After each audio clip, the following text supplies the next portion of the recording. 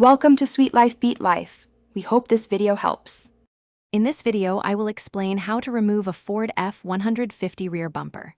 First, prioritize safety by gathering all necessary tools, such as a socket wrench set and a floor jack.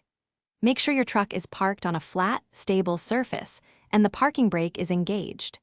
It's also crucial to disconnect any electrical wiring for lights or sensors before proceeding with the removal process. Next, you'll need to disconnect all the components attached to the bumper. Start by unplugging the electrical connectors for your license plate lights and any trailer wiring harness. Then, carefully remove the bolts that secure the trailer hitch receiver to the frame. Don't forget to detach any parking sensors or backup cameras that might be integrated into the bumper assembly. Now, it's time to tackle the main mounting bolts. These are typically found on the inside of the frame rails, near where the bumper attaches.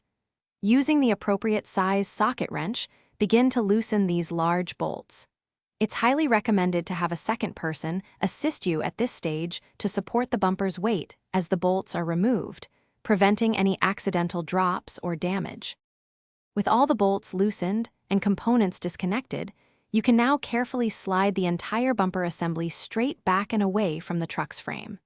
Take a moment to inspect the area for any remaining wires or brackets you might have missed.